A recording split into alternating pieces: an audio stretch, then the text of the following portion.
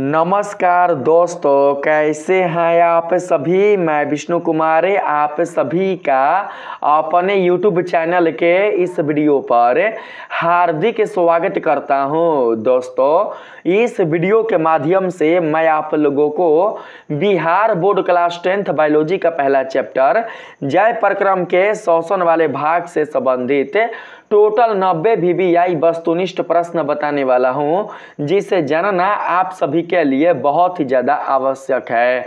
दोस्तों, इस वीडियो में मैंने आप लोगों के लिए टोटल 90 VBI वस्तुनिष्ठ प्रश्न शामिल किया है, जो आप लोगों के होने वाले फाइनल बोर्ड एग्जाम के लिए बहुत ही ज़्यादा इम्पोर्टेंट होंगे। दोस्तों, इसके पहले वाले वीडियो में, जी हाँ दोस्तों, जय प्रक्रम के शोषण वाले चैप्टर से संबंधित पहले वाले वीडियो में मैंने आप लोगों को टोटल 306 ऑब्जेक्टिव प्रश्न बता चुका है। इस वीडियो में मैं आप लोगों को 306 से आगे के जो ऑब्जेक्टिव प्रश्न है उन्हीं के बारे में बताऊंगा। तो चलिए बिना देर किए शुरू करते हैं अपने आज के इस वीडियो क्लासेज को। दोस्तों, यहाँ पर हमारे पास 307 नंबर सवाल में कहा गया है, मानव श्वसन तंत्र का पहला अंग कौन सा होता है। आप सभी को बताना है कि मानव श्वसन तंत्र का पहला अंग कौन सा होता है। आपके ऑप्शन है ग्रसनी, श्वास नली, नाक या कंठनली। तो 307 का राइट आंसर आप सभी को बताना है। ठीक है दोस्तों, जिस प्रकार से हमारे पाचन तंत्र का पहला अंग मुख होता है, ठीक दोस्तों, इसी प्रकार से श्वसन तंत्र का जो पहला अंग होता है, जो पहला भाग होता है, वो होता है नासिका यानी कि नाक। दोस्तों, श्वसन तंत्र का प्रारंभिक जो अंग है वो है नाक यानी कि नासिका। जिस प्रकार से हमारे पाचन तंत्र का प्रारंभिक अंग मुख है, ठीक है, इसी प्रकार से दोस्तों श्वसन तंत्र का प्रारंभिक अंग नाक है। इसलिए 307 का राइट आंसर हमारा ऑप्शन नंबर सी होगा, यानी कि नाक होगा। यानी कि श्वसन तंत्र का जो प्रारंभ है वो कहां से होता है, तो वो होता है नाक से। जिस प्रकार से पाचन तंत्र का प्रारंभ मुख से होता है, ठीक इसी प्रकार से दोस्तों श्वसन तंत्र का प्रारंभ नाक से होता है। इसलिए मानव श्वसन तंत्र का पहला अंग नाक हो जाएगा। तो राइट आंसर 307 का क्या होगा, 307 का सही आंसर होगा हमारा ऑप्शन नंबर सी। अगर नाक ना हो तो दोस्तों आप नासिका भी सेलेक्ट कर सकते हैं, क्योंकि नासिका को ही नाक कहा जाता है। ठीक है, चलिए अगले प्रश्न पर आने का प्रयास करते हैं। दोस्तों, अगला प्रश्न है यहाँ पर, नासिका के द्वारा जो छिद्र बाहर की ओर खुले होते हैं उन्हें क्या कहा जाता है। आपके ऑप्शन है इंटरनल नर्स, एक्सटर्नल नर्स, नासा गुहा या कंठनली। दोस्तों देखिए, यह चेहरा है, यह आँख है, यह मुंह है। तो दोस्तों मुंह के ऊपर नाक होता है, आप सभी को पता है। ठीक है, मुंह के ऊपर क्या होता है, तो दोस्तों नाक होता है। तो दोस्तों नाक के पास, नाक के आप द्वार पर जो दो ठो छिद्र देखते हैं, इसी को कहा जाता है बाह्य छिद्र। कहा गया है नासिका के द्वारा जो छिद्र बाहर की ओर खुले होते हैं। तो दोस्तों ये छिद्र किस तरफ है, आप ही बताइए। यह छिद्र बाहर की तरफ है। आपके घर का दरवाजा किस तरफ होता है, तो दोस्तों बाहर की तरफ होता है। ठीक है, अगर आपको अपने घर से बाहर जाना हो तो आप घर के बाहर के दरवाजे से ही ना बाहर जाइएगा, आप ही बताइए। ठीक इसी प्रकार से दोस्तों हमारे नाक का जो बाहर का दरवाजा होता है, जो बाहर का द्वार होता है, वो होता है नासिका छिद्र, यानी कि नाक का बाहरी छिद्र, जिसके माध्यम से हम वायुमंडल से वायु ग्रहण करते हैं और अपने शरीर से अशुद्ध वायु बाहर निकालते हैं। जिस छिद्र के माध्यम से हम वायुमंडल से वायु ग्रहण करते हैं और अपने शरीर से अशुद्ध वायु बाहर निकालते हैं, उसी छिद्र को कहा जाता है बाह्य छिद्र। यहाँ पर आप लोगों को जो दो ठो छिद्र दिखाई दे रहा है, यहाँ पर नाक में आप लोगों को जो दो ठो छिद्र दिखाई दे रहा है, इसी को कहा जाता है बाह्य छिद्र। बाह्य छिद्र को ही अंग्रेजी में कहते हैं एक्सटर्नल नर्स। क्या कहते हैं, एक्सटर्नल नर्स। आप लोग समझने का प्रयास करिएगा। तो यहाँ पर सही आंसर क्या होगा, सही आंसर होगा ऑप्शन नंबर बी। आप सभी याद रखेंगे, नासिका छिद्र जो बाहर की ओर खुला होता है उसको कहा जाता है बाह्य छिद्र। नासिका छिद्र जो अंदर की ओर खुला होता है उसे कहा जाता है आंतरिक छिद्र।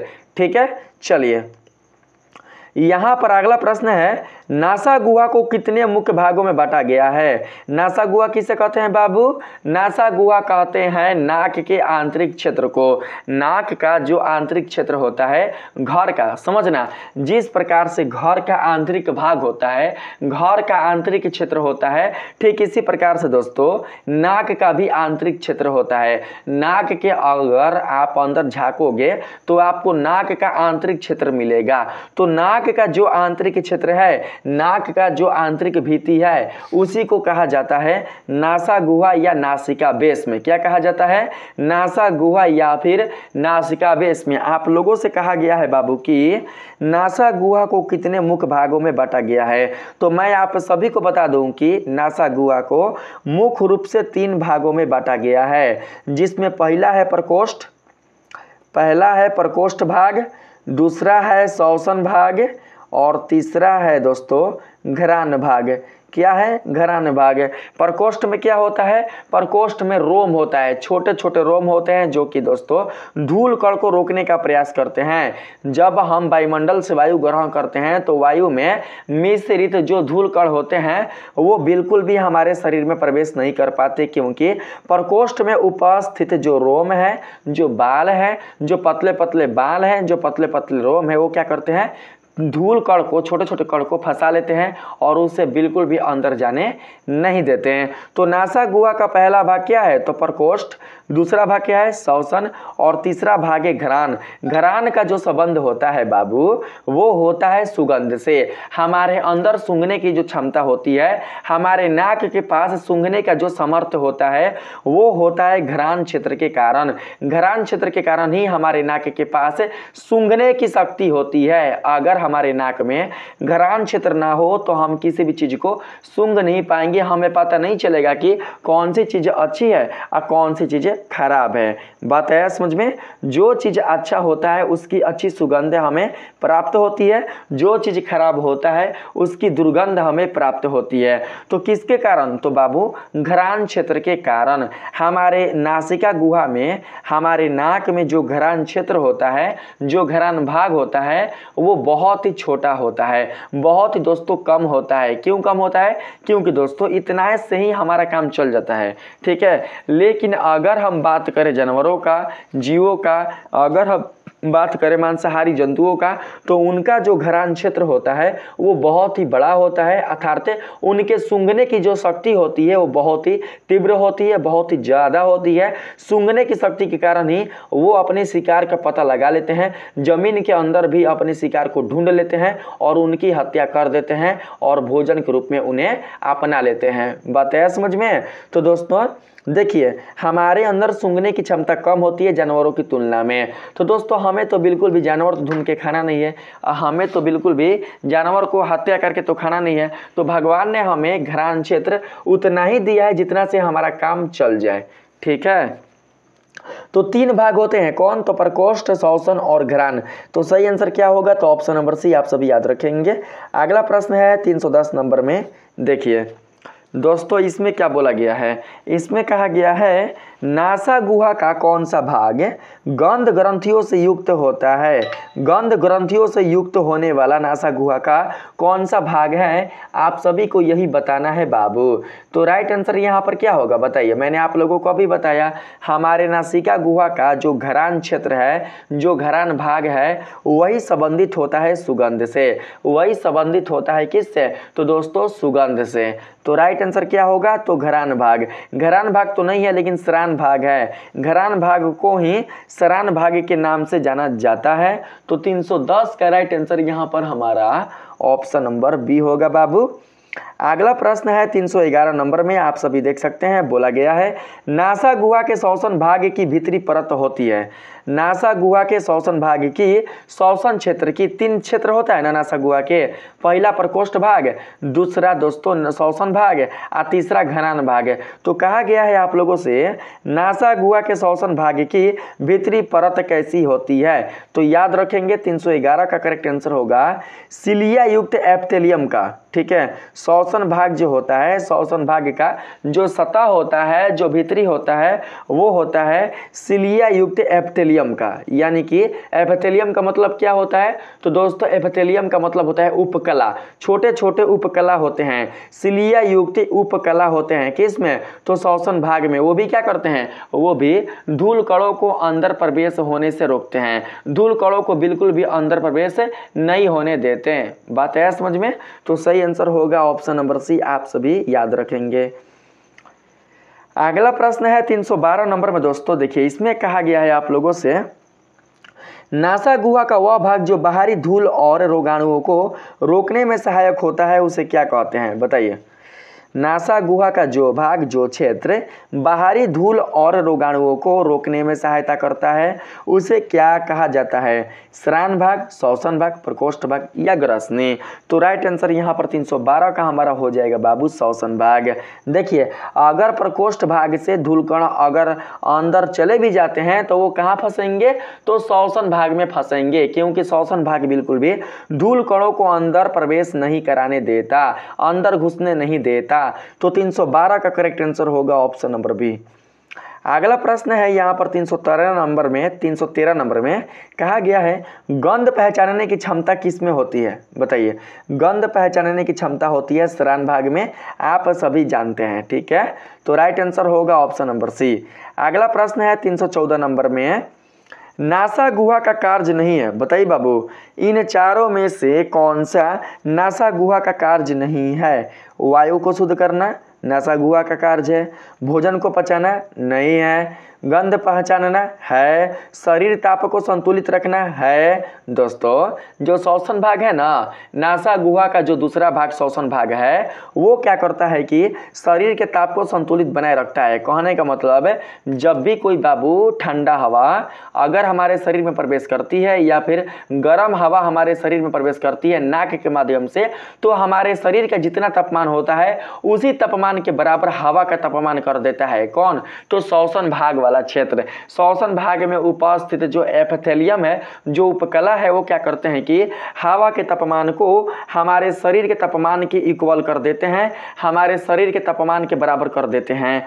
तो दोस्तों यहाँ पर जो भोजन का पचाना है ना, यह बिल्कुल भी नासा गुहा का कार्य नहीं होगा, क्योंकि भोजन को पचाने का जो काम है वो कौन करता है? तो दोस्तों वो करता है पाचन तंत्र, ठीक है, यानी कि हमारा आमाशय। राइट आंसर होगा यहाँ पर ऑप्शन नंबर बी। अगले प्रश्न पर आते हैं जी। बोला गया है 315 नंबर में बाबू, नासा गुहा में कौन सी हड्डी स्थित होती है? जुगाली, स्कैपुला, मेसेथमोइड या रेब? सही आंसर बताएंगे 315 का। तो सही आंसर होगा मेसेथमोइड। क्या होगा? मेसेथमोइड। नासा गुहा में मेसेथमोइड नाम की हड्डी उपस्थित होती है। तो सही आंसर होगा ऑप्शन नंबर सी। 316 नंबर सवाल में कहा गया है, नासा गुहा में हवा को शरीर के तापमान के अनुसार समायोजित किया जाता है, यह कार्य किसके द्वारा होता है? तो नासा गुहा की म्यूकस परत के द्वारा। नासा गुहा के श्वसन भाग में स्थित जो म्यूकस परत है उसी के द्वारा क्या होता है? उसी के द्वारा हवा का तापमान हमारे शरीर के तापमान के बराबर होता है, यानी कि समायोजित हो जाता है। तो राइट आंसर 316 का हो जाएगा हमारा ऑप्शन नंबर बी, आप सभी याद रखेंगे। अगला प्रश्न है 317 नंबर में दोस्तों, भोजन और वायु के मार्ग का साझा भाग कौन सा है? बताइए। भोजन और वायु के मार्ग का साझा भाग कौन सा है? कहने का मतलब ये हुआ कि कौन सा मार्ग भोजन और वायु दोनों के लिए उभयनिष्ठ मार्ग उपलब्ध कराता है? ऐसा कौन सा हमारे शरीर का मार्ग है जो दोनों के लिए एक ही मार्ग उपलब्ध कराता है, भोजन के लिए भी और वायु मार्ग के लिए भी? तो सही आंसर क्या होगा बताइए। सही आंसर होगा हमारा दोस्तों ग्रसनी। क्या होगा? ग्रसनी। 317 का राइट आंसर होगा हमारा ऑप्शन नंबर ए। ग्रसनी एक ऐसा मार्ग है जिससे होकर हमारे शरीर से जो वायु है वो प्रवेश करता है, यानी कि जब हम नाक के माध्यम से या मुंह के माध्यम से सांस लेते हैं तो दोस्तों जो हवा होता है वो ग्रसनी के माध्यम से ही श्वास नली में प्रवेश करता है, और ग्रसनी के माध्यम से भोजन जो होते हैं वो आहार नाल में प्रवेश करते हैं। जो आहार नाल होता है, जो दोस्तों ग्रसिका होता है, जो ग्रास नली होता है, उसमें प्रवेश करते हैं। तो दोनों के लिए उभयनिष्ठ मार्ग कौन है? तो ग्रसनी आप सभी याद रखेंगे। ग्रसनी दोस्तों, ग्रास नली को ग्रसिका कहते हैं। बहुत सारे बच्चे क्या करते हैं कि ग्रसनी को ग्रसिका समझ लेते हैं। ग्रसिना देखिए, ग्रसनी और ग्रसिका दोनों अलग अलग हैं, सेम नहीं है। ग्रसिका को कहा जाता है ग्रास नली, जो भोजन मार्ग को एक साधन प्रदान करता है। भोजन मार्ग का साधन प्रदान करता है कौन? तो ग्रास नली। तो राइट आंसर हो जाएगा ऑप्शन नंबर ए। अगला प्रश्न है 318 नंबर में, ग्रसनी आगे चलकर किन दो नलिकाओं में विभाजित होती है? तो दोस्तों आप सभी को पता है कि ग्रसनी आगे चलकर श्वसन नली और आहार नली अर्थात ग्रास नली में विभक्त हो जाती है। ठीक है, देखिए श्वास नली और ग्रास नली, बात को समझना। ग्रसनी आगे चलकर श्वास नली और ग्रास नली में विभक्त हो जाती है। श्वास नली चला जाता है दोस्तों हमारे फेफड़ों में, और जो ग्रास नली है वो चला जाता है हमारे शरीर के आमाशय में। जो श्वास नली है वो कहाँ खुलता है? वो खुलता है हमारे फेफड़ों में, और जो ग्रास नली है वो कहाँ खुलता है? वो खुलता है हमारे शरीर के आमाशय वाले भाग में। तो दोस्तों ग्रसनी आगे जाकर दो भागों में बट जाता है, जिसमें पहला है श्वास नली और दूसरा है ग्रास नली। ग्रास नली होता है आंतरिक ओर और श्वास नली होता है बाहरी ओर। ठीक है, तो करेक्ट आंसर हो जाएगा ऑप्शन नंबर बी, आप सभी याद रखेंगे। 319 नंबर के सवाल में आते हैं। इसमें बोला गया है वह संरचना जो भोजन निगलते समय श्वास मार्ग को बंद कर देती है। जब भी आप भोजन करते हैं तो दोस्तों भोजन करते समय जो श्वास मार्ग है ना, जो श्वास नली है, ठीक है, ग्रसिका से नीचे जो श्वास नली है उस नली के मार्ग को बंद कर देती है, नली के द्वार को बंद कर देती है। कौन है जो नली के द्वार को बंद कर देती है? श्वास नली के द्वार को बंद करने वाला जो बाबू पदार्थ है, जो संरचना है, वो कौन है? आपको उसका नाम बताना है। तो राइट आंसर होगा यहाँ पर 319 का हमारा ऑप्शन नंबर बी, यानी कि एपिग्लोटिस है। एपिग्लोटिस ही क्या करता है? एपिग्लोटिस ही श्वसन नली के मार्ग को बंद कर देता है, ताकि भोजन के कण बिल्कुल भी श्वसन नली के मार्ग में प्रवेश ना कर सके।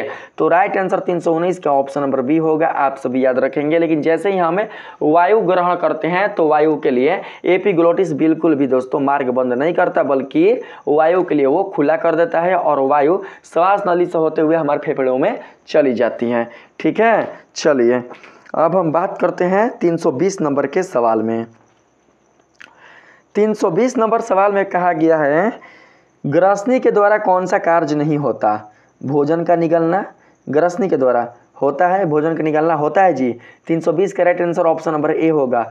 श्वास का मार्ग बनाना ये भी है, क्योंकि ग्रसनी से होकर ही श्वास का मार्ग बनता है। श्वास का वायु का जो मार्ग है वो ग्रसनी से होकर ही बनता है, तो ये भी हो जाएगा। गंध पहचानना, तो दोस्तों गंध जो पहचानना है वो बिल्कुल भी नहीं है, ग्रसनी के द्वारा गंध पहचानना बिल्कुल भी कार्य नहीं है। तो right answer option number C होगा, क्योंकि गंध पहचानने का काम कौन करता है? नासिका गुहा। नासिका गुहा में उपस्थित घ्राण भाग, घ्राण क्षेत्र, याद रखेंगे। श्वास नली की सुरक्षा भी ग्रसनी के द्वारा होता है। ठीक है, श्वास नली की सुरक्षा, श्वास नली की रक्षा ग्रसनी के द्वारा होता है, क्योंकि जैसे ही ग्रसनी में भोजन प्रवेश करता है तो दोस्तों श्वास नली को पता चल जाता है कि भोजन प्रवेश ग्रसनी में हुआ है, अर्थात उसके पास समय मिल जाता है अपनी रक्षा का। तो जो एपिग्लोटिस है वो क्या करता है? वो श्वास नली के द्वार को बंद कर देता है, जिससे भोजन के कोई कण श्वास नली में प्रवेश नहीं कर पाते। चलिए यहाँ पर आपका करेक्ट आंसर हो जाएगा ऑप्शन नंबर सी, यही कार्य नहीं है। 321 नंबर सवाल में आते हैं जी बाबू। देखिए इसमें क्या बोला गया है, कहा गया है ट्रैकिया और ग्रास नली का सामान्य आरंभिक मार्ग होता है। ट्रैकिया और ग्रास नली का सामान्य आरंभिक मार्ग होता है कौन? लैरिंक्स, फेफड़ा, ग्रसनी या ब्रोंकाई? सही आंसर क्या होगा आप ही बताइए। ट्रैकिया यानी कि श्वास नली, ग्रास नली यानी कि आहार नली का समान आरंभिक मार्ग होता है, यानी कि शुरू वाला मार्ग कौन है? तो भैया ग्रसिका। देखिए ग्रसिका के बाद ही ना दो नली दोस्तों विभक्त हो रहे हैं। ग्रसिका के बाद, ग्रसिका नहीं ग्रसनी, सॉरी बाबू, ग्रसनी के बाद ना दो नली विभक्त हो रहे हैं, जिसमें पहला क्या है, पहला है श्वास नली और दूसरा है दोस्तों ग्रास नली। ठीक है, तो कहा गया है ट्रेकिया यानी कि श्वास नली और ग्रास नली का समान आरंभिक मार्ग कौन है, तो भैया ग्रसनी। 321 का राइट आंसर क्या होगा, तो ऑप्शन नंबर सी आप सभी याद रखेंगे। ग्रसनी को फैरिंग्स भी कहा जाता है अंग्रेजी में। ग्रसनी को अंग्रेजी में क्या बोलते हैं, तो फैरिंग्स आप सभी याद रखेंगे। स्वर यंत्र को क्या बोलते हैं, तो लॉरिंग्स। 322 नंबर सवाल में आए तो कहा गया है कंठ छिद्र कहाँ स्थित होता है। कंठ छिद्र यानी कि कंठ छिद्र कहने का मतलब जो श्वास नली का द्वार होता है ना, श्वास नली का जो द्वार होता है उसी को कंठ छिद्र कहा जाता है।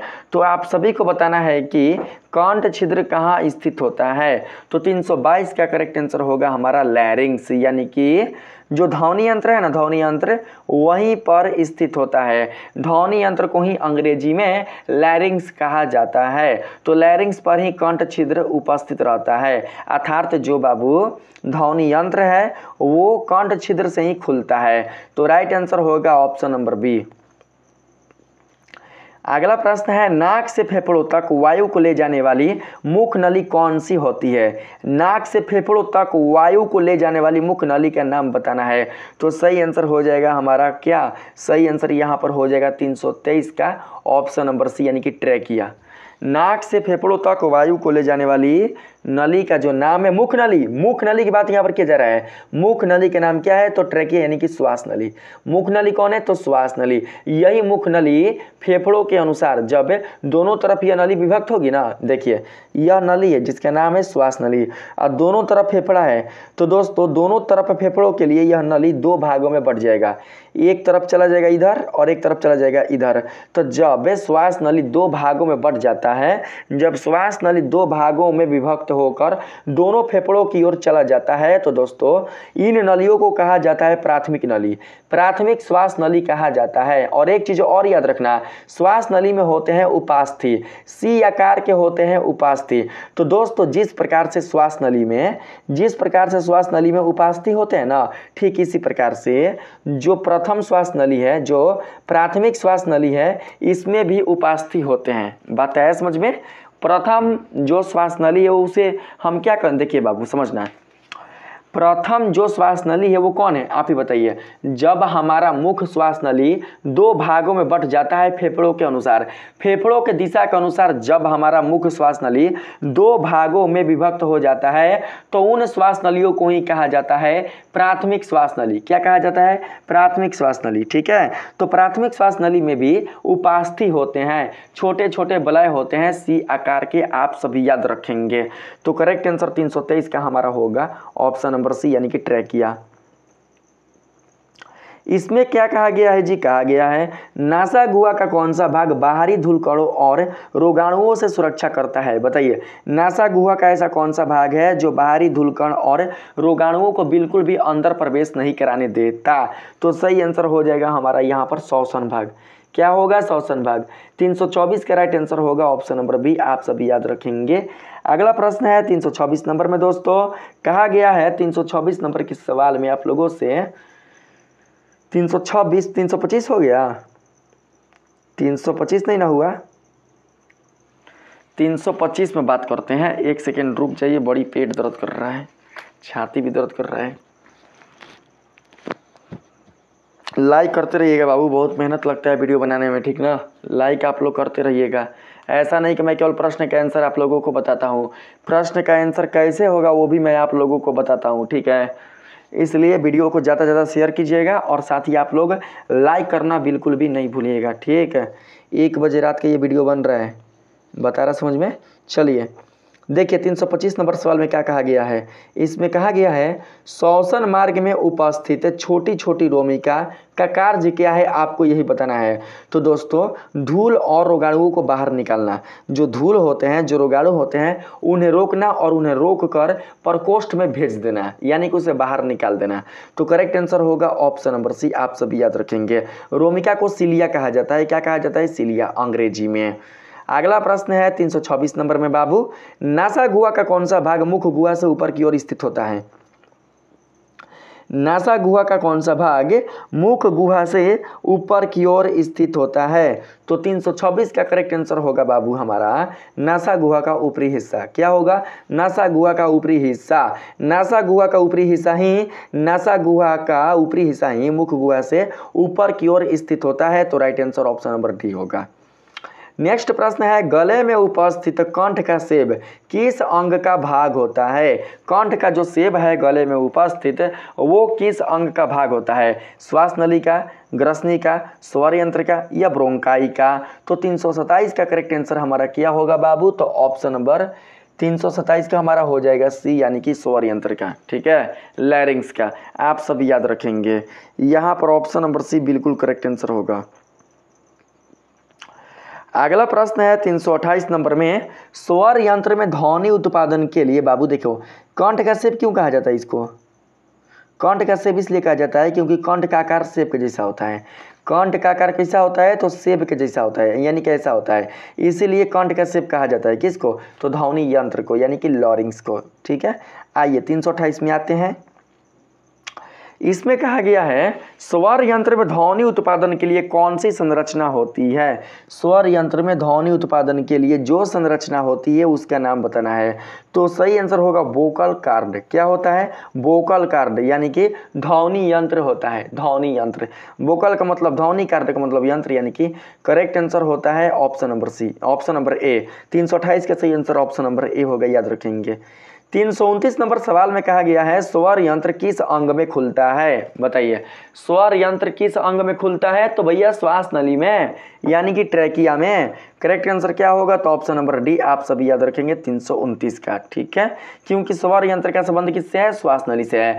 स्वर यंत्र पर ही कौन होता है? तो एपिग्लोटिस, जो कि भोजन से श्वास नली की रक्षा करता है। ठीक, 330 नंबर सवाल में आते हैं। कहा गया है ट्रेकिया को साधारण भाषा में क्या कहा जाता है? तो भैया फेफड़े की थैली नहीं, वायु नली, वायु नली कहा जाता है। 330 का करेक्ट आंसर होगा ऑप्शन नंबर बी। ठीक है, ट्रेकिया को वायु की नली कहा जाता है साधारण भाषा में। अगर पूछता ना आप लोगों से, अगर आप लोगों से पूछता ग्रसनी को साधारण भाषा में क्या कहते हैं, तो आप गले की नली बोल सकते थे। ठीक है, गले की नली। किसको? तो ग्रसनी को। लेकिन यहाँ पर पूछा है श्वास नली, तो श्वास नली हो जाएगा वायु की नली। ठीक, आइए नेक्स्ट प्रश्न पर आते हैं। तो कहा गया है ट्रेकिया की लंबाई लगभग कितनी होती है? ट्रेकिया की लंबाई बताना है, यानी कि श्वास नली की लंबाई बताना है। प्राथमिक श्वास नली नहीं, जब तक श्वास नली दो भागों में नहीं बट जाता उससे पहले बाबू, जब तक श्वास नली दो भागों में नहीं बटा है उससे पहले श्वास नली की लंबाई कितनी है, यही आपको बताना है। कहाँ से कहाँ तक? तो स्वर यंत्र से प्राथमिक श्वास नली तक। तो सही आंसर होगा 11 सेंटीमीटर, याद रखिएगा। 331 का बिल्कुल right answer option number C होगा, 11 सेंटीमीटर। अगला प्रश्न है 332 नंबर के सवाल में कहा गया है बाबू श्वास नली के बाद दाईं और श्वास नली के बाद दाईं और बाईं और विभाजित भाग कहते हैं। बताइए, श्वास नली के बाद जब श्वास नली दो भागों में बंटता है, दाईं और बाईं ओर, तो बाबू उन भागों को क्या कहा जाता है? तो उन भागों को क्या कहा जाता है? तो दोस्तों उन भागों को कहा जाता है क्या? तो सही आंसर हो जाएगा हमारा श्वसनी। क्या कहा जाता है? श्वसनी कहा जाता है, या फिर प्राथमिक श्वास नली कहा जाता है। तो राइट आंसर हो जाएगा हमारा ऑप्शन नंबर ए। आप सभी याद रखेंगे, अंग्रेजी में ब्रोंची कहा जाता है। क्या कहा जाता है? ब्रोंची। आप सभी याद रखेंगे। ठीक है, श्वसनी। और जब यही श्वसनी दोस्तों फिर से अलग अलग नलियों में विभक्त होगा, जब यही श्वसनी विभिन्न नलियों में अलग अलग में जब बाबू यही श्वसनी, देखिए जब एक श्वसनी फिर से विभिन्न श्वसनियों में विभक्त हो जाएगा तो उसे क्या कहेंगे? उसे कहेंगे श्वसनिकाएं। क्या कहेंगे? श्वसनिकाएं। याद रखना, जब एक नली अनंत नलियों में विभक्त हो जाएगी, जब एक श्वसनी अनंत श्वसनियों में विभक्त हो जाएगी तो उन श्वसनियों के समूह को श्वसनिकाएं कहेंगे। पतली पतली नालाएं बाबू, पतली पतली नालाएं, यानी कि नालाएं मत बोलना जी, पतली पतली नाली के रूप में, पतली पतली बाबू नालिकाएं के रूप में, पतली पतली नालिकाएं के रूप में जब श्वसनी विभक्त हो जाएगी ना, तो उन्हीं नलिकाओं को कहा जाएगा श्वसनिकाएं। क्या कहा जाएगा? श्वसनिकाएं। आप लोग समझने का प्रयास करेंगे। तो राइट आंसर आप लोगों का इस प्रश्न के लिए ऑप्शन नंबर ए होगा। 333 नंबर सवाल में कहा गया है ट्रेकिया में कितने सी आकार के उपास्थि छल्ले पाए जाते हैं। दोस्तों ट्रेकिया में उपास्थि होते हैं, कैसे आकार के, तो सी आकार के उपास्थि होते हैं। उपास्थि का काम क्या होता है, उपास्थि का काम होता है श्वास नली की रक्षा करना, श्वास नली की रक्षा करना और साथ ही श्वास नली को पिचकने से बचाना। जब हम वायु को ग्रहण करते हैं या वायु छोड़ते हैं तो ऐसे में श्वास नली को पिचकने का डर रहता है, श्वास नली पिचकने का डर रहता है। तो दोस्तों जो उपास्थि है वो क्या करता है, श्वास नली को बिल्कुल भी पिचकने नहीं देता। अगर आप कहीं गिर जाते हैं, चोट लग जाता है, तो दोस्तों जब आपके गले पर चोट लगता है तो उपास्थि क्या करता है कि गले की रक्षा करता है, अर्थात श्वास नली की रक्षा करता है। चोट आता है किस पर, तो उपास्थि पर आता है। अगर उपास्थि ना हो तो दोस्तों आपका जो श्वास नली होगा वो फट जाएगा और मृत्यु हो जाएगी। ठीक है, तो करेक्ट आंसर आप लोग याद रखेंगे। इस प्रश्न के लिए क्या होगा जी, अभी तो मैंने बताया नहीं ना, बताइए तो क्या होगा। ट्रेकिया में कितने सी आकार के उपास्थि छल्ली पाए जाते हैं, याद रखेंगे। प्राथमिक श्वास नली के बारे में यहाँ पर नहीं पूछा गया है। ऐसा नहीं है कि प्राथमिक श्वास नली में छल्ले नहीं पाए जाते हैं, उपास्थि नहीं पाए जाते हैं, पाए जाते हैं, लेकिन आपको संख्या बताना है केवल किसके बारे में, तो श्वास नली के बारे में। श्वास नली में कितने उपास्थि होते हैं, तो 12 से 15। कितना, 12 से 15। 333 का राइट आंसर हमारा ऑप्शन नंबर हो जाएगा दोस्तों, ऑप्शन नंबर सी। 12 से 15 नहीं होगा, 333 का सही आंसर होगा 18 से 20। 18 से 20 याद रखना, 18 से 20 उपास्थि होते हैं। बताइए सी आकार के उपास्थि छल्लों का कार्य क्या है, तो मैंने आप लोगों को अभी बताया सी आकार के उपास्थि छल्लों का जो काम है, उपास्थि बलय का जो काम है वो है श्वास नली को पिचकने से बचाना, श्वास नली की रक्षा करना, श्वास नली पर पड़ने वाले आघात से बचाना। तो 334 का राइट आंसर होगा ऑप्शन नंबर सी, ट्रेकिया को दबने या फटने से बचाना। तो correct answer option number C होगा, याद रखिएगा। अगले प्रश्न पर आते हैं। 335 नंबर सवाल में कहा गया है आप लोगों से बाबू, ट्रेकिया यानी कि श्वास नली की भीतरी सतह पर कौन सी कोशिकाएं होती हैं, तो उपकला कोशिकाएं, याद रखेंगे। श्वसन उपकला वे काशाभिकाएं कोशिकाएं होती हैं। तो 335 का राइट आंसर हमारा ऑप्शन नंबर बी होगा, आप सभी याद रखेंगे। अगला प्रश्न है 336 नंबर में दोस्तों, ट्रेकिया में नमी बनाकर रखने का कार्य कौन करता है। ट्रेकिया में नमी बनाकर, यानी ट्रेकिया में हमेशा क्या होता है, श्वास नली में हमेशा नमी होता है। तो आप सभी को बताना है कि ट्रेकिया में श्वास नली में नमी बनाए रखने का कार्य कौन करता है, कौन है जो कि नमी को हमेशा बनाए रखता है, श्वास नली को नमी युक्त बनाए रखता है। तो 336 का सही आंसर होगा हमारा बाबू ऑप्शन नंबर सी, यानी कि उपकला केशिकाएं। उपकला केशिकाएं बिल्कुल भी श्वास नली को सूखने नहीं देता, बल्कि उसमें नमी बनाकर रखता है। ठीक, तो correct answer option number C होगा। अगला प्रश्न है 337 नंबर में, दाहिनी और बाई श्वसनी को क्या कहते हैं। दाहिनी और बाई श्वसनी को क्या कहते हैं, तो भैया मैंने आप लोगों को बताया ना, जब श्वास नली दाएं और बाएं फेफड़ों के अनुसार दो भागों में बट जाती है तो उन भागों को कहा जाता है प्राथमिक श्वसनी। क्या कहते हैं बाबू, प्राथमिक श्वसनी या फिर प्राथमिक श्वास नली। तो करेक्ट आंसर होगा ऑप्शन नंबर बी, आप सभी याद रखेंगे। 337 के बाद बढ़ते हैं 338 नंबर में। इसमें पूछा गया है प्रत्येक फेफड़े में श्वसनी का प्रवेश होता है, प्रत्येक फेफड़े में श्वसनी का प्रवेश होता है। बताइए मध्य भाग से, फेफड़ों के मध्य भाग से। देखिए एक तरफ फेफड़ा है, इधर भी फेफड़ा है, यहाँ पर श्वास नली है, तो भैया फेफड़ों के बीचों बीच ना श्वास नली है।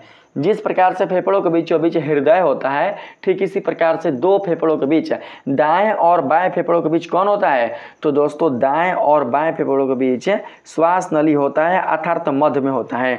तो कहा गया है प्रत्येक फेफड़े में श्वसनी का प्रवेश होता है मध्य भाग से, एक इधर एक इधर। तो किस भाग से हुआ, तो मध्य भाग से। 338 का करेक्ट आंसर होगा ऑप्शन नंबर सी। 339 नंबर सवाल में आते हैं। तो कहा गया है ट्रेकिया के चारों ओर कौन सी रचना सुरक्षा प्रदान करती है। ट्रेकिया के चारों ओर बने कौन सी रचना सुरक्षा प्रदान करती है, तो उपास्थि छल्ले। उपास्थि जो बलय हैं, उपास्थि जो छल्ले हैं, वही दोस्तों रक्षा प्रदान करती है, वही सुरक्षा प्रदान करती है। तो 339 का करेक्ट आंसर होगा ऑप्शन नंबर सी। 340 नंबर सवाल है, श्वसन अंगों के बीच जो झिल्ली होती है वो कहलाती है। श्वसन अंगों के बीच जो झिल्ली होती है उसे क्या कहते हैं, तो दोस्तों करेक्ट आंसर होगा प्लयूरा। 340 का करेक्ट आंसर होगा ऑप्शन नंबर ए, प्लयूरा कहा जाता है उसे, आप सभी याद रखेंगे। 341 नंबर के सवाल में बढ़ते हैं। तो कहा गया इसमें कौन सी झिल्ली फेफड़ों को ढकती है, फेफड़ों को ढकने वाली झिल्ली का नाम बताना है। तो करेक्ट आंसर क्या होगा बताइए। 341 का सही आंसर हो जाएगा हमारा बाबू ऑप्शन नंबर सी, यानी कि प्लयूरा। प्लयूरा ही फेफड़ों को ढकती है, फेफड़ों की रक्षा करती है, फेफड़ों पर दोस्तों क्या करती है, एक आवरण उत्पन्न करती है, एक आवरण बना लेती है। तो 341 का करेक्ट आंसर होगा ऑप्शन नंबर सी, आप सभी याद रखेंगे। 342 नंबर सवाल में कहा गया है श्वास नली के फटने से कौन सी संरचना टूटने से बचाती है। तो भैया सी आकार के उपास्थि बल है हमारे श्वास नली पर जुड़ा हुआ, श्वास नली पर लगा हुआ जो सी आकार का उपास्थि बल है ना, वही क्या करता है कि श्वास नली को फटने या पिचकने से बचाता है, टूटने से बचाता है। तो right answer option number C होगा, याद रखिएगा। नेक्स्ट प्रश्न है 343 नंबर के सवाल में श्वास नली के विभाजन से दो नलिकाएं बनती है, उन्हें क्या कहते हैं बताइए। जब श्वास नली की सहायता से दाएं और बाएं फेफड़े के लिए जब नलिकाएं बनती है, जब नलिकाओं का निर्माण होता है, तो इन नलिकाओं को क्या कहते हैं, तो प्राथमिक श्वसनी। क्या कहते हैं बाबू, प्राथमिक श्वसनी। यानी कि यहाँ पर 343 का राइट आंसर हमारा ऑप्शन नंबर सी होगा, प्राथमिक ब्रोंकाई।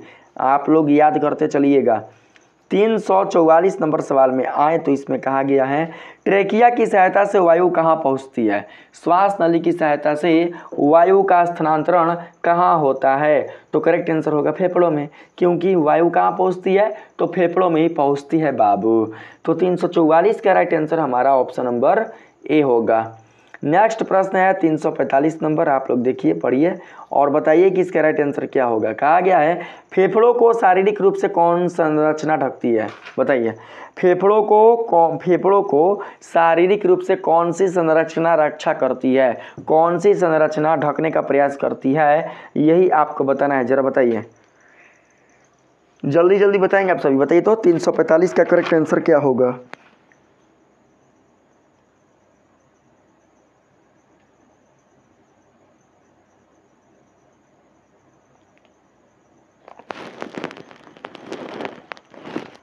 जल्दी फटाफट।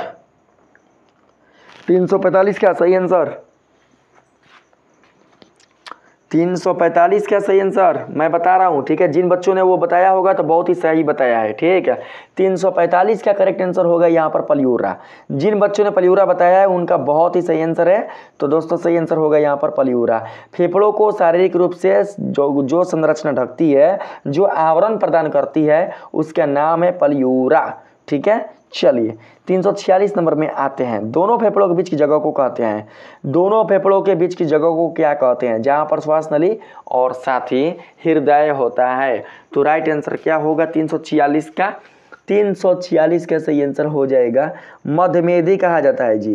क्या कहा जाता है, मध्यमेधी। आप लोग याद रखेंगे मध्यमेधी, option number C correct answer होगा। 347 नंबर सवाल में है फेफड़ों के अंदर की सबसे पतली शाखाएं क्या कहलाती है बाबू। जब फेफड़े के अंदर प्राथमिक श्वसनिकाओं में विभक्त हो जाती है और फिर श्वसनिकाओं से छोटे छोटे पतली नलिकाओं में विभक्त हो जाती है, तो उन नलिकाओं को क्या कहा जाता है। तो दोस्तों उन नलिकाओं को कहा जाता है क्या, तो 347 के यहाँ पर करेक्ट आंसर हमारा हो जाएगा श्वसनिकाएं। फेफड़ों के अंदर सबसे पतली शाखाएं क्या कहलाती है, सबसे पतली शाखाएं। तो दोस्तों फेफड़ों के अंदर जो पतली शाखाएं होती है उन्हें कहा जाता है श्वसनिकाएं, ठीक है, श्वसनिकाएं कहा जाता है। Option number C correct answer होगा। 348 नंबर सवाल में कहा गया है वायु कोशों की भीतरी सतह, वायु कोश यानी कि एल्वियोली, वायु कोशों की भीतरी सतह किस प्रकार की उपकला से बनी होती है। स्तंभीय उपकला,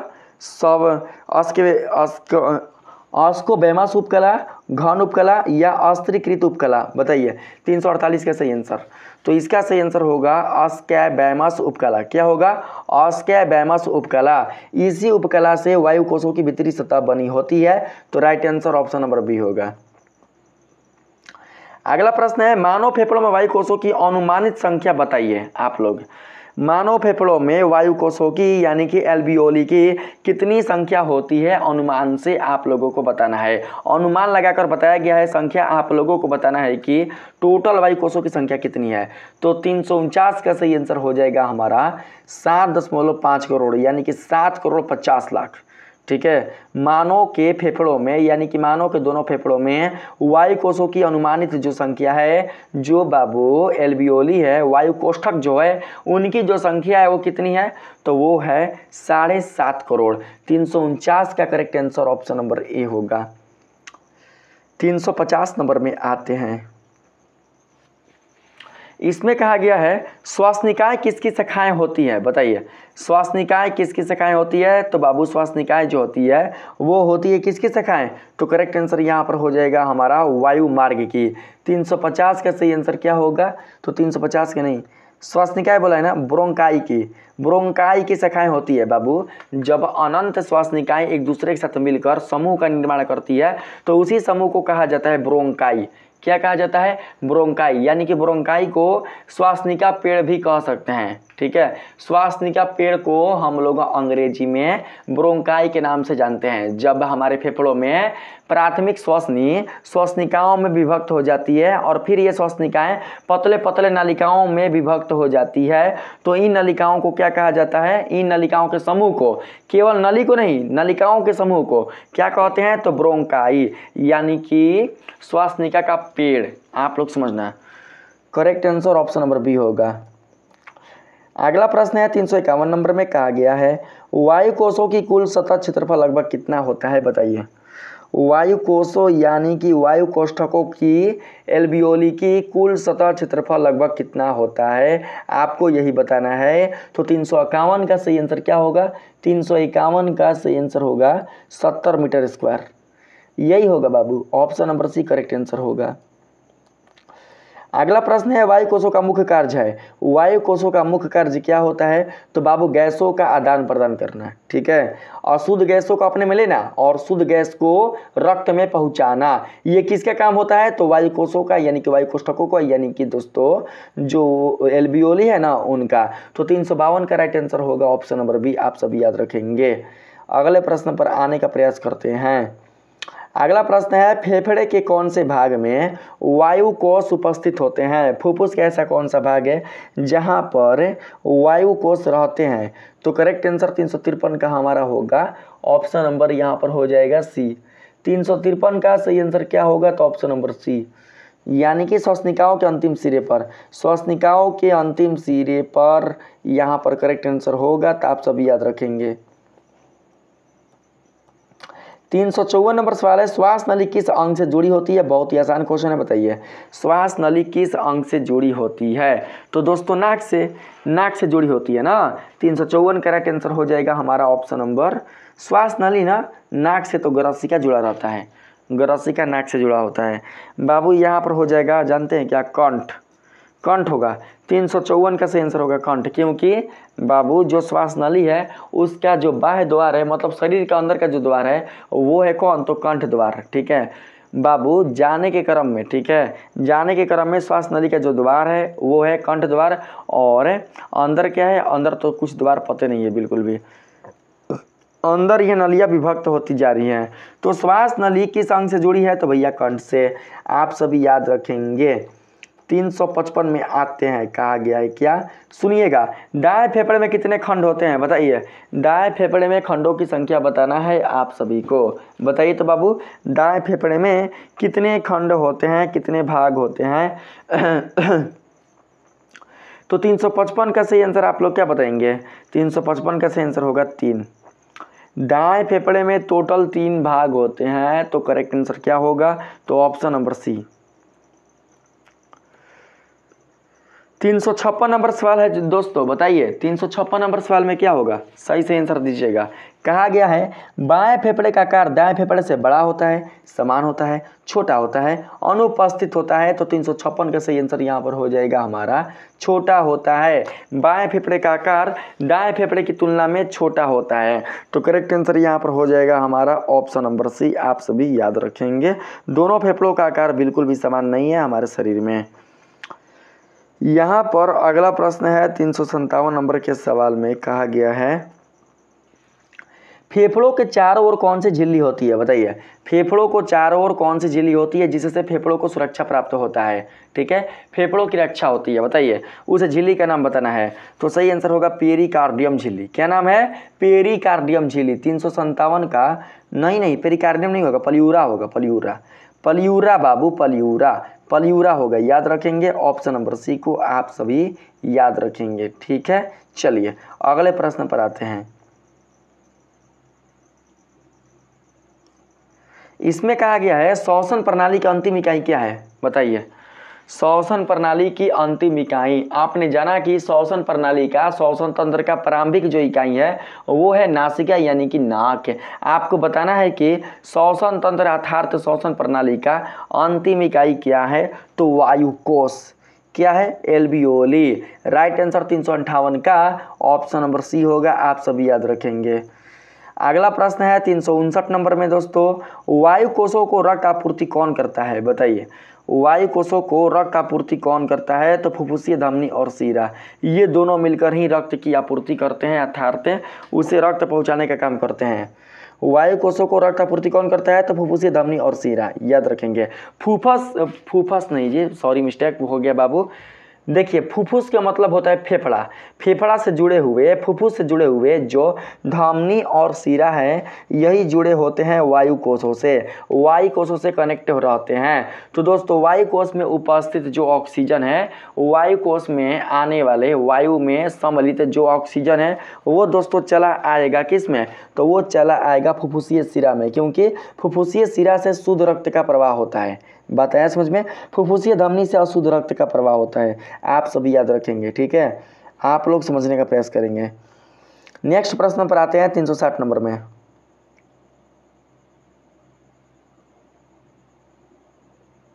कहा गया है वायु कोशों और रक्त के बीच गैसों का आदान प्रदान होता है। वायु कोशों और रक्त के बीच गैसों का आदान प्रदान होता है सक्रिय परिवहन द्वारा, विसरण द्वारा, हाँ विसरण द्वारा। किसके द्वारा, विसरण द्वारा। 360 का करेक्ट आंसर होगा ऑप्शन नंबर बी, आप सभी याद रखेंगे। विसरण क्यों आया, क्योंकि बाबू देखिए मैं आप लोगों को यहाँ पर समझाने का प्रयास कर रहा हूँ। देखिए वायु कोश में जब ऑक्सीजन रहता है ना, वायु कोश में वायु में उपस्थित जब ऑक्सीजन रहता है तो उसकी मात्रा होती है कितना वायु कोश में, वायु कोश में जब वायु रहता है तो वायु के साथ उसमें ऑक्सीजन की मात्रा कितनी होती है, तो 21%। वायु में 21% ऑक्सीजन शामिल होता है।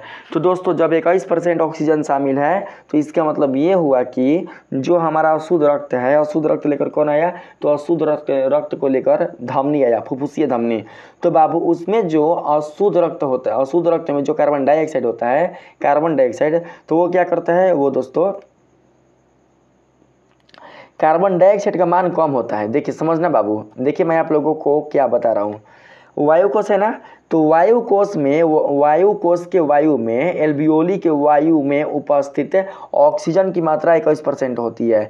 लेकिन दोस्तों जो फुफ्फुसीय धमनी है, फुफ्फुसीय धमनी में उपस्थित बाबू, फुफ्फुसीय धमनी के रक्त में, फुफ्फुसीय धमनी एक प्रकार का नालिका है, एक प्रकार का वाहिका है, तो उस वाहिका के रक्त में उपस्थित ऑक्सीजन की मात्रा कम होती है और कार्बन डाइऑक्साइड की मात्रा ज़्यादा होती है। तो दोस्तों इसी कारण जो ऑक्सीजन है वो क्या करता है कि उच्च सांद्रण से निम्न सांद्रण की ओर आकर्षित हो जाता है, यानी कि आगे बढ़ जाता है। तो दोस्तों देखिए वायु कोश के वायु में उपस्थित है कितना, तो 21% ऑक्सीजन, और इतना ऑक्सीजन बिल्कुल भी जो बाबू फुफ्फुसीय धमनी है ना, फुफ्फुसीय धमनी के अंदर जो रक्त है उसमें बिल्कुल भी उतना ऑक्सीजन नहीं है। तो ऑक्सीजन कम होने के कारण क्या होता है, विसरण की क्रिया होती है, अर्थात विसरण प्रवेश कर जाता है, ठीक है, आप लोग समझ सकते हैं। विसरण प्रवेश नहीं करता है, बल्कि विसरण के द्वारा जो ऑक्सीजन गैस है वो दोस्तों प्रवेश कर जाता है किसमें, तो दोस्तों रक्त में। बात आया समझ में। और रक्त में उपस्थित जो अशुद्ध गैस है वो दोस्तों चलाता है किसमें, तो वायु में। अब देखिए यही क्रिया लागू होगी बाबू की, यही क्रिया लागू होगी जो क्रिया मैंने आप लोगों को बताया। देखिए ठीक है, आपने जाना कि वायु कोश के वायु में उपस्थित है कौन, तो ऑक्सीजन, यानी कि ऑक्सीजन की मात्रा ज़्यादा है किसकी तुलना में, तो अशुद्ध रक्त की तुलना में। जब ऑक्सीजन चला आएगा रक्त में और रक्त में जाकर जब वो रक्त को शुद्ध कर देगा, तो दोस्तों ऐसी स्थिति में क्या होगा कि ऐसी स्थिति में क्या होगा कि वायु कोश में अशुद्ध, देखिए वायु कोश में क्या होता है बाबू, वायु कोश में, एक सेकंड मैं आप लोगों को बताता हूँ, ऐसे समझना, ऐसे आप लोग समझना। जो वायु कोश है ना, जो एल्वियोली है, उसमें जो वायु है, ठीक है, श्वास नली से आने वाले जो वायु है, उस वायु में उपस्थित रहता है ऑक्सीजन गैस। उसकी मात्रा होती है 21%, लेकिन इतनी मात्रा बिल्कुल भी जो फुफ्फुसीय धमनी है उसके रक्त में नहीं होती। ठीक है, फुफ्फुसीय धमनी के रक्त में नहीं होता, जिसके कारण दोस्तों ऑक्सीजन को वायु कोश से बाहर निकलकर रक्त में जाना पड़ता है। किसके कारण? तो विसरण क्रिया के द्वारा। ठीक है, अब बात करते हैं रक्त में घुलित कार्बन डाइऑक्साइड का। तो दोस्तों जितना कार्बन डाइऑक्साइड की मात्रा अशुद्ध रक्त में होता है, अर्थात रक्त में होता है, उतने कार्बन डाइऑक्साइड की मात्रा बिल्कुल भी वायु कोष्ठक में उपस्थित वायु में नहीं होती। वायु कोष्ठक में उपस्थित वायु में कार्बन डाइऑक्साइड की मात्रा उतनी नहीं होती जितनी कि अशुद्ध रक्त में होती है। तो यहाँ पर भी आप देख सकते हैं कि कार्बन डाइऑक्साइड अपने उच्च सांद्रण से निम्न सांद्रण की ओर प्रवेश कर रहा है, जिस प्रकार से ऑक्सीजन गैस उच्च सांद्रण से निम्न सांद्रण की ओर प्रवेश किया। तो कार्बन डाइऑक्साइड खुशी खुशी क्या करता है? कार्बन डाइऑक्साइड खुशी खुशी रक्त से बाहर निकलकर वायु कोष्ठक में प्रवेश कर जाता है और वायु कोष्ठक में उपस्थित अन्य गैसों के साथ मिलकर क्या करता है? हमारे शरीर से बाहर निकल जाता है। ठीक है, यही था जो मैं आप लोगों को बता रहा हूं। तो करेक्ट आंसर होगा विसरण क्रिया के द्वारा। अगला प्रश्न है 361 नंबर में, क्या कहा गया है भैया? देखिए इसमें क्या कहा गया है दोस्तों, कुछ गलती हो जा रहा है, जानते क्यों? क्योंकि आंख मेरा झपाने लग जा रहा है। ठीक है, इसलिए कुछ गलती बोला जा रहा है, तो मैं सुधार दे रहा हूं ताकि आप लोगों को कुछ दिक्कत मत हो के। अगला प्रश्न है 361 नंबर में, बोला गया है आप लोगों से, फेफड़ों को सुरक्षित रखने के लिए उन्हें किस झिल्ली में बंद किया गया होता है? फेफड़ों को सुरक्षित रखने के लिए किस झिल्ली में बंद किया गया होता है? तो प्लूरा झिल्ली। कौन सा झिल्ली? प्लूरा झिल्ली। 361 का राइट आंसर यहाँ पर होगा हमारा ऑप्शन नंबर सी। 362 नंबर सवाल में है, फेफड़ों और छाती की दीवार के बीच किस द्रव का संचार होता है? तो यहाँ पर आप लोग याद रखेंगे प्लेउरल फ्लूइड, यानी कि प्लेउरल द्रव का संचार होता है। तो करेक्ट आंसर 362 का क्या होगा? तो ऑप्शन नंबर सी होगा। प्लेउरल द्रव फेफड़ों और छाती की दीवारों के बीच यही द्रव भरा होता है, जिसके कारण फेफड़ों का घर्षण कम लगता है। ठीक है, फेफड़े घर्षण करने में कम बल लगाती है। 363 नंबर सवाल है, श्वसन की क्रिया के दो मुख्य चरण कौन से हैं? बताइए। श्वसन की क्रिया के दो मुख्य चरण है, अंतःश्वसन और बहिर्श्वसन। तो बहिर्श्वसन में क्या होता है? हम सांस लेते हैं, सांस छोड़ते हैं। बहिर्श्वसन में सांस लेते हैं और सांस छोड़ते हैं, बस इसी को कहते हैं बहिर्श्वसन। और अंतःश्वसन में क्या होता है? अंतःश्वसन में दोस्तों ऑक्सीजन आता है, हमारे शरीर के सभी कोशिकाओं तक रक्त की सहायता से प्रवेश करता है। कोशिका में जब जाता है तो वहाँ पर ग्लूकोज का पूर्ण ऑक्सीकरण होता है। ग्लूकोज का जब पूर्ण ऑक्सीकरण हो जाता है तो दोस्तों हमारे शरीर को ऊर्जा की प्राप्ति होती है। तो यह श्वसन कहलाता है अंतःश्वसन, या फिर आप इसे कोशीय श्वसन भी कह सकते हैं। क्या कह सकते हैं? कोशिकीय श्वसन भी आप इसे कह सकते हैं। तो 363 का करेक्ट आंसर होगा ऑप्शन नंबर बी। अगला प्रश्न है, अंतःश्वसन का अर्थ होता है, बताइए अंतःश्वसन का अर्थ क्या होता है? तो दोस्तों अंतःश्वसन का अर्थ होता है यहाँ पर हमारा हवा को अंदर लेना, हवा बाहर निकालना, अंतःश्वसन। 364 का करेक्ट आंसर हो जाएगा हवा को अंदर लेना। अंतःश्वसन मतलब हवा को अंदर लेना। बिल्कुल सही आंसर ऑप्शन नंबर सी होगा। बहिर्श्वसन का अर्थ होता है, बहिर्श्वसन यानी कि हवा को बाहर निकालना। तो करेक्ट आंसर होगा ऑप्शन नंबर सी, हवा को बाहर निकालना। तो यहाँ पर हम सभी ऑप्शन नंबर सी को सिलेक्ट कर लेंगे। इसमें क्या था तो देख लेते हैं, अंतःश्वसन बहिर्श्वसन, अंतःश्वसन बहिर्श्वसन। श्वसन की क्रिया के दो मुख्य चरण कौन से हैं? तो अंतःश्वसन बहिर्श्वसन। बाबू जो मैंने आप लोगों को बताया ना, वो नहीं होगा, वो नहीं होगा। अंतःश्वसन में हम वायु ग्रहण करते हैं और बहिर्श्वसन में हम अपने शरीर से अशुद्ध वायु बाहर छोड़ते हैं, ये समझना। बहिर्श्वसन में क्या होता है? बहिर्श्वसन में हम अशुद्ध वायु को अपने शरीर से बाहर छोड़ते हैं और अंतःश्वसन में हम वायुमंडल से, पर्यावरण से शुद्ध वायु को लेकर अपने शरीर में प्रवेश कराते हैं। ठीक है, यही है अंतःश्वसन और बहिर्श्वसन। 364 तो हो चुका है, 365 भी हो ही चुका है।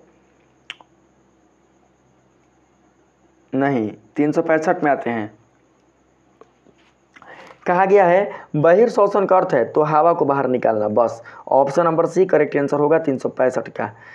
365 के बाद आते हैं 366 नंबर में। तो कहा गया है श्वसन के दौरान हवा फेफड़ों में कहा जाती है, तो भैया एल्बोली में, वायुकोश में, याद रखेंगे कि इसमें तो एल्बियोली में। 366 का करेक्ट आंसर होगा ऑप्शन नंबर बी, आप सभी याद रखेंगे। अगला प्रश्न है 367 नंबर के सवाल में। तो कहा गया है आप लोगों से अंतः श्वसन के समय कौन सी मांसपेशियां संकुचित होती है, बताइए। अंतः श्वसन के समय कौन सी मांसपेशियां संकुचित होती है, तो डायफ्राम वाली मांसपेशियां संकुचित होती है। डायफ्राम और बाएं अंतरपसली मांसपेशियां संकुचित होती है। तो 367 का correct answer option number D होगा। अगला प्रश्न है 368 नंबर में बहिर्शोषण के समय वायु कैसे बाहर निकलती है। तो दोस्तों बहिर्शोषण के समय वायु हमारे शरीर से बाहर नाक के द्वारा बाहर निकलती है। किसके द्वारा? नाक के द्वारा। तो 368 का करेक्ट आंसर क्या होगा, तो ऑप्शन नंबर ए आप सभी याद रखेंगे। अगला प्रश्न है 369 नंबर के सवाल में। तो आप लोगों से कहा गया है श्वसन क्रिया किस प्रकार की प्रक्रिया है। तो आप सभी को पता है बाबू कि जो श्वसन है वो जो श्वसन क्रिया है वो एक प्रकार की ऊष्माक्षेपी क्रिया है, या फिर कह सकते हैं कि जैविक क्रिया है। तो ऊष्माक्षेपी तो नहीं दिया है, जैविक दिया है। तो 369 का करेक्ट आंसर होगा हमारा ऑप्शन नंबर यहाँ पर बी, जैविक नहीं, यांत्रिक क्रिया है जी। श्वसन क्रिया एक प्रकार का यांत्रिक क्रिया है, यांत्रिक, क्योंकि इसमें गति होता है ना, श्वसन क्रिया में गति होता है, गति। तो राइट आंसर यहाँ पर 369 का ऑप्शन नंबर सी होगा, याद रखेंगे, यांत्रिक। अगला प्रश्न है 370 नंबर के सवाल में फेफड़ों में ऑक्सीजन किस संरचना में पहुँचती है। फेफड़ों में ऑक्सीजन किस संरचना में पहुँचती है, तो कुपिकाओं में, एल्बियोली में। 370 का right answer option number C होगा। अगले प्रश्न पर आते हैं।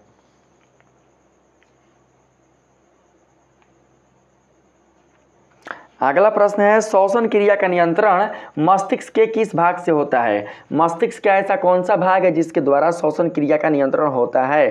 तो 371 का करेक्ट आंसर हो जाएगा हमारा बाबू ऑप्शन नंबर बी, मस्तिष्क तंतु। मस्तिष्क तंतु के कारण ही श्वसन क्रिया का नियंत्रण मस्तिष्क के किस भाग से होता है, तो मस्तिष्क तंतु, इसी के कारण श्वसन क्रिया का नियंत्रण होता है। तो राइट आंसर होगा ऑप्शन नंबर बी। 372 नंबर के सवाल में आते हैं। इसमें बोला गया है आप लोगों से अंतः श्वसन केंद्र का कार्य क्या है, बताइए। अंतः श्वसन केंद्र का कार्य सांस को रोकना है, सांस छोड़ना है, सांस लेना आरंभ करना है, या बलपूर्वक सांस छोड़ना है। तो सांस लेना आरंभ करना है, यही है अंतः श्वसन केंद्र का कार्य। तो 372 का करेक्ट आंसर आप सभी के लिए क्या होगा, तो दोस्तों ऑप्शन नंबर डी। लेकिन आप लोग यहाँ पर ऑप्शन नंबर सी लेना, 372 का सी लेना, क्या, तो सांस लेना आरंभ करना। ठीक है, बिल्कुल राइट आंसर होगा ऑप्शन नंबर सी।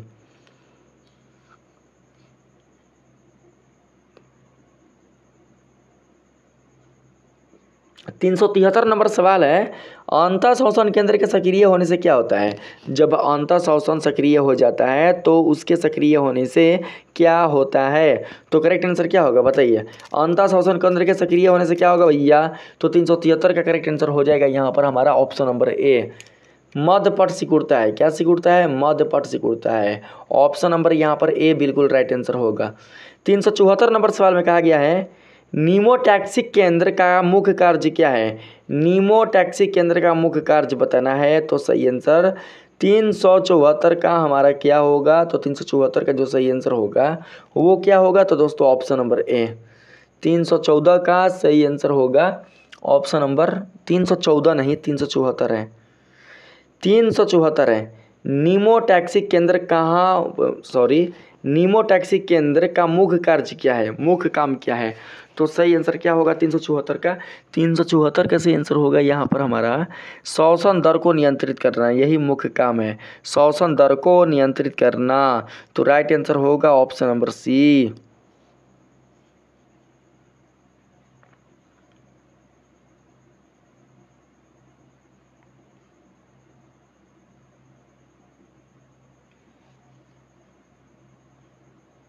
एक सेकंड रुकिएगा। 375 सारे प्रश्न है ना इंपॉर्टेंट। बताइए बाबू, सारे प्रश्न क्या है? सारे सारे प्रश्न इंपॉर्टेंट हैं, ठीक है। मैंने आप लोगों को जो भी बताया, बहुत नींद लग रहा है यार। चलिए चलिए चलिए, स्कौती करेंगे तो स्कौती करेंगे। नींद लग रहा है, लगने दो। काम है पढ़ाना तो पढ़ाएंगे नहीं। आप लोगों का काम है पढ़ना तो नहीं पढ़िएगा, आप लोग भी तो पढ़ते होंगे 12 बजे तक। देखिए बोला गया है उदास केंद्र मुख्य रूप से सक्रिय रहता है। बताइए, उदास केंद्र एक्सपायटरी सेंटर मुख्य रूप से सक्रिय रहता है किस समय? हर समय, केवल बलपूर्वक श्वसन के समय, गहरी नींद में, या भोजन के समय? तो 375 का सही आंसर हमारा हो जाएगा हर समय। ऑप्शन नंबर यहाँ पर हो जाएगा ऑप्शन नंबर ए, हर समय ना रहता है जी। 375 का करेक्ट आंसर जानते हैं क्या होगा? ऑप्शन नंबर बी होगा। केवल बलपूर्वक श्वसन के समय, केवल बलपूर्वक श्वसन के समय उदास केंद्र मुख्य रूप से सक्रिय रहता है, तो right answer option number B होगा।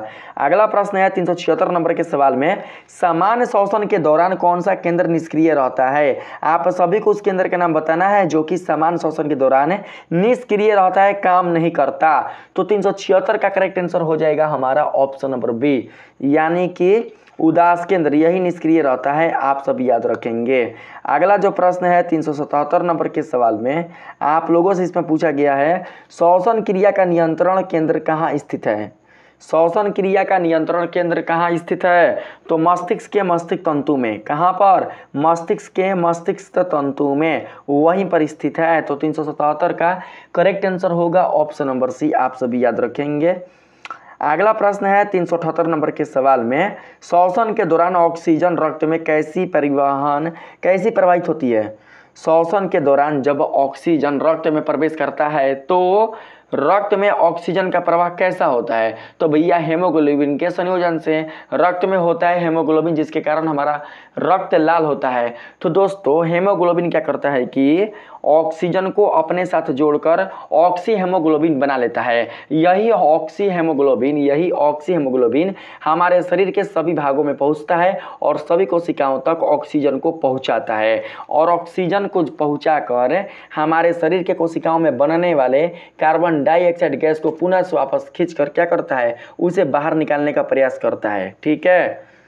कौन? तो हेमोग्लोबिन। हेमोग्लोबिन जब ऑक्सीजन के साथ आबंध बनाएगा तो बनेगा ऑक्सी हेमोग्लोबिन, और जब यही हेमोग्लोबिन कार्बन डाइऑक्साइड अर्थात अशुद्ध गैस के साथ आबंध बनाएगा तो उसे क्या कहा जाएगा? तो उसे कहा जाएगा कार्बोक्सी हेमोग्लोबिन। क्योंकि हेमोग्लोबिन किसके साथ जुट रहा है? तो कार्बन डाइऑक्साइड के साथ ऐड हो रहा है, जुट रहा है, ठीक है। तो कहा गया है श्वसन के दौरान ऑक्सीजन रक्त में कैसे प्रवाहित होती है? तो करेक्ट आंसर यहाँ पर क्या होगा आप बताना, बताइए। 378 का जो सही आंसर होगा वो होगा ऑप्शन नंबर सी, हेमोग्लोबिन के साथ मिलकर। हेमोग्लोबिन के साथ मिलकर ऑक्सीजन के साथ हेमोग्लोबिन मिलेगा तो बनेगा oxy haemoglobin. Carbon dioxide gas के साथ जब हेमोग्लोबिन मिलेगा तो बनेगा कार्बोक्सी हेमोग्लोबिन, ठीक है, आप सभी याद रखेंगे। अगले नंबर के सवाल में आते हैं। कहा गया है रक्त में ऑक्सीजन का परिवहन किस रूप में होता है? रक्त में ऑक्सीजन का परिवहन ऑक्सी हेमोग्लोबिन के रूप में होता है, क्योंकि हेमोग्लोबिन जब ऑक्सीजन के साथ अपना संबंध बनाती है तो बाबू हेमोग्लोबिन ऑक्सी हेमोग्लोबिन के रूप में परिवर्तित हो जाती है। तो करेक्ट आंसर होगा ऑप्शन नंबर ए। अगला प्रश्न है फेफड़ों में गैसों का आदान प्रदान होता है किसके द्वारा? बताइए, फेफड़ों में गैसों का आदान प्रदान किसके द्वारा होता है? तो 380 का करेक्ट आंसर होगा ऑप्शन नंबर सी, आप सब याद रखेंगे, एल्वोली के द्वारा। एल्वोली यानी कि वायु कोष्ठकों के द्वारा होता है। तो ऑप्शन नंबर क्या होगा? तो सी, आप सभी याद रखेंगे। अगला प्रश्न है 381 नंबर के सवाल में, ऑक्सीजन का प्रसार कहा गया है ऑक्सीजन का प्रसार फेफड़ों से रक्त में होता है, क्योंकि रक्त में ऑक्सीजन अधिक होती है, रक्त में ऑक्सीजन का आंशिक दबाव कम होता है, रक्त अधिक गाढ़ा होता है, या फिर इसमें से कोई नहीं। तो सही आंसर 381 का हो जाएगा ऑप्शन नंबर बी, यानी कि रक्त में ऑक्सीजन का आंशिक दबाव कम होता है, इसलिए correct answer option number B होगा।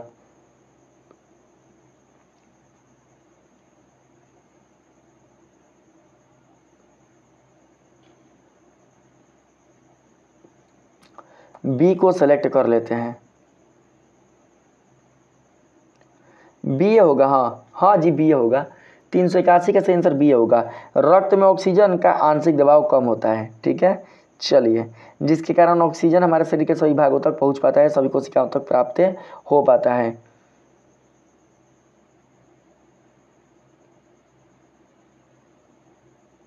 तीन सौ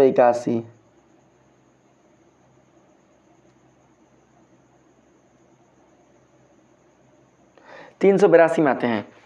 माफ़ी चाहते हैं आप लोगों से, थोड़ा सा मिस्टेक हो जा रहा है। 382 नंबर सवाल है। कहा गया है रक्त से फेफड़ों में कार्बन डाइऑक्साइड का विसरण किस कारण होता है? तो दोस्तों आंशिक दाब के कारण। 382 का करेक्ट आंसर क्या होगा? तो ऑप्शन नंबर सी। जब रक्त से फेफड़ों में CO2 का विसरण होता है तो बाबू उस समय दाब कम रहता है, दाब दोस्तों न्यूनतम रहता है, यानी कि आंशिक दाब रहता है। आंशिक दाब के कारण कार्बन डाइऑक्साइड वायु कोष्ठक में प्रवेश कर जाते हैं रक्त से निकलकर। तो सही आंसर होगा ऑप्शन नंबर सी। ये भी विसरण क्रिया को ही अपनाते हैं। अगला प्रश्न है 383 नंबर के सवाल में बाबू, श्वसन के दौरान रक्त में कार्बन डाइऑक्साइड अधिक होने पर क्या बनता है? तो सही आंसर 383 का हो जाएगा हमारा ऑप्शन नंबर ए। याद रखेंगे 383 का करेक्ट आंसर होगा अम्ल। श्वसन के दौरान रक्त में कार्बन डाइऑक्साइड अधिक होने पर क्या बन जाएगा? तो अम्ल बन जाएगा। याद रखेंगे ऑप्शन नंबर ए बिल्कुल करेक्ट आंसर होगा 383 का। 383 का करेक्ट आंसर ऑप्शन नंबर ए हो गया। 384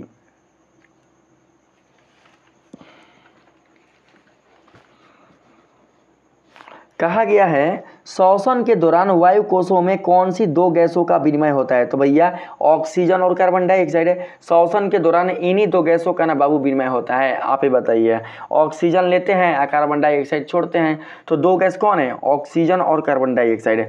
तो right answer option number C होगा। आप सभी याद रखेंगे 384 का।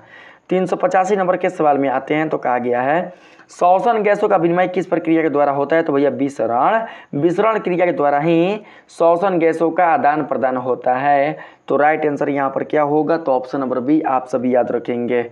अगला प्रश्न है 386 नंबर के सवाल में, ऊतकों से फेफड़ों तक कार्बन डाइऑक्साइड का परिवहन मुख्यतः किस रूप में होता है? ऊतकों से फेफड़ों तक बाबू हमारे शरीर के ऊतक की कोशिकाओं में बनने वाले कार्बन डाइऑक्साइड का परिवहन हमारे शरीर के फेफड़ों तक किस क्रिया के द्वारा होता है? तो याद रखेंगे हेमोग्लोबिन से जुड़े रूप में। हेमोग्लोबिन से जुड़े रूप में 386 का करेक्ट आंसर क्या होगा? नहीं, बाइकार्बोनेट आयन के रूप में। किस रूप में? बाइकार्बोनेट आयन के रूप में। तो करेक्ट आंसर होगा ऑप्शन नंबर सी 386 का। 386 का हो गया। 387 अभी बाकी है।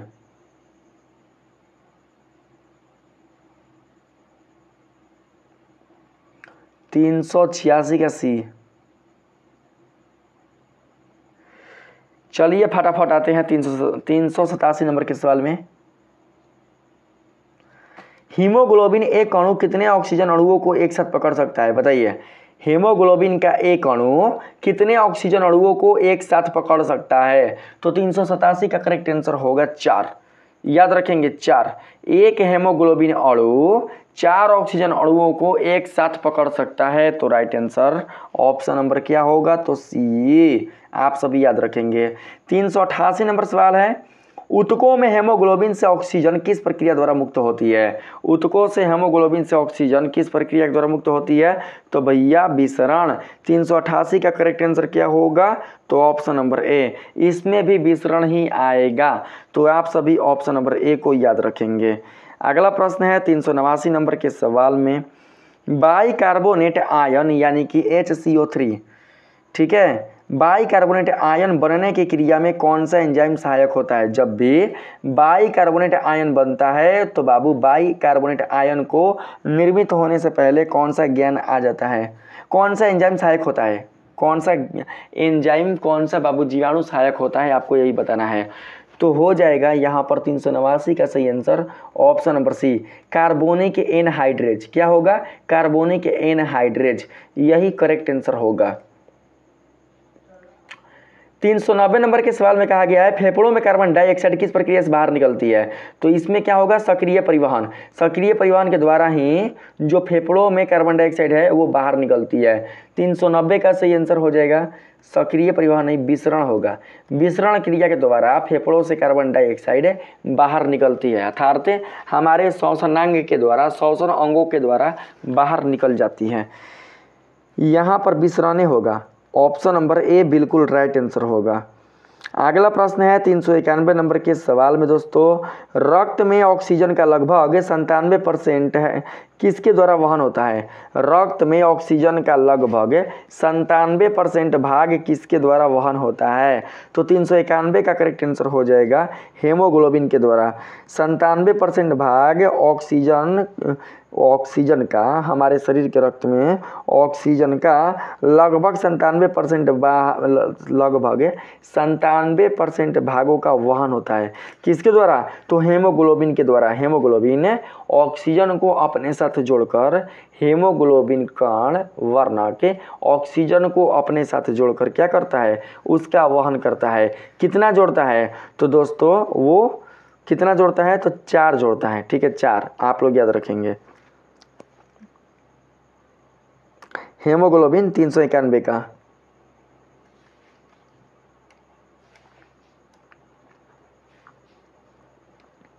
इसमें कहा गया है कार्बन डाइऑक्साइड का सबसे बड़ा भाग किस रूप में रक्त में पाया जाता है। कार्बन डाइऑक्साइड का सबसे बड़ा भाग है, आप लोगों को बाबू बताना है, बताइए कार्बन डाइऑक्साइड का सबसे बड़ा भाग किस रूप में रक्त में पाया जाता है। तो 392 का सही आंसर होगा बाइकार्बोनेट आयन। क्या होगा, बाइकार्बोनेट आयन, यही करेक्ट आंसर होगा। कार्बन डाइऑक्साइड का सबसे बड़ा भाग किस रूप में है रक्त में, तो बाइकार्बोनेट आयन के रूप में है। तो राइट आंसर होगा ऑप्शन नंबर ए। 393 नंबर के सवाल में आते हैं। इसमें क्या बोला गया है देखना दोस्तों। 393 नंबर के सवाल में कहा गया है बाइकार्बोनेट आयन बनने की प्रक्रिया में कौन से 2 यौगिक मिलते हैं। जब बाइकार्बोनेट आयन का निर्माण होता है तो दोस्तों निर्माण होने की प्रक्रिया में कौन से 2 यौगिक मिलेंगे, आप सभी बताना। तो 393 का सही आंसर क्या होगा, तो कार्बन डाइऑक्साइड और जल। क्या होगा, कार्बन डाइऑक्साइड और जल। ठीक है, यही यौगिक मिलते हैं बाइकार्बोनेट आयन बनने की प्रक्रिया के दौरान। तो सही आंसर क्या होगा, तो ऑप्शन नंबर सी। एक सेकेंड, 393 का सही आंसर ऑप्शन नंबर सी। हाँ, कार्बन डाइऑक्साइड और जल, कार्बन डाइऑक्साइड और जल, बिल्कुल सही आंसर ऑप्शन नंबर सी होगा। अगला प्रश्न है ऑक्सीजन युक्त हेमोग्लोबिन को क्या कहते हैं। ऑक्सीजन युक्त, ऑक्सीजन को साथ में जोड़कर हेमोग्लोबिन की पहचान क्या होती है, यानी कि हेमोग्लोबिन को हम क्या कहते हैं, बताइए। तो दोस्तों हेमोग्लोबिन ऑक्साइड, यानी कि हम लोग कहते हैं ऑक्सी हेमोग्लोबिन। क्या कहते हैं, ऑक्सी हेमोग्लोबिन। तो करेक्ट आंसर क्या होगा 394 का, तो ऑप्शन नंबर सी आप सभी याद रखेंगे।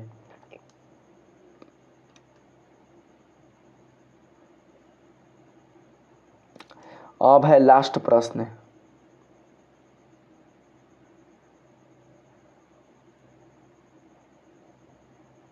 चलिए लास्ट प्रश्न है, कहा गया है जब कार्बन डाइऑक्साइड और जल मिलते हैं तो कौन सा यौगिक बनता है, बताइए। जब कार्बन डाइऑक्साइड और जल की अभिक्रिया होती है तो कौन सा यौगिक बनता है। तो 395 का सही आंसर क्या होगा, बताइए। कार्बन डाइऑक्साइड और जल दोनों के साथ अभिक्रिया कराएंगे तो क्या बनेगा, तो कार्बन डाइऑक्साइड जल, यानी कि H2 है तो H2, CO2, यहाँ पर एगो, यहाँ पर 2 गो। देखिए जल के साथ एगो और यहाँ पर कितना ओ है, 2 गो, तो 2 गो एगो 3 गो, और सी है तो सी, H2CO3, यानी कि कार्बोनिक अम्ल। ऑप्शन नंबर बी बिल्कुल राइट आंसर होगा, ऑप्शन नंबर बी कार्बोनिक अम्ल होगा। तो दोस्तों मैंने इस वीडियो में आप लोगों के श्वसन तंत्र से संबंधित टोटल 95 यानी कि 90 मानकर चलिए ना, 90 VVI वस्तुनिष्ठ प्रश्न बताया है। वीडियो अच्छा लगा है तो वीडियो को आप लोग ज़्यादा से ज़्यादा लाइक कीजिएगा। चैनल को यदि आपने बिल्कुल भी सब्सक्राइब नहीं किया है तो ज़रूर से सब्सक्राइब कर लीजिएगा। मिलेंगे फिर से एक नए वीडियो के साथ, तब तक के लिए आप सभी को दिल से धन्यवाद।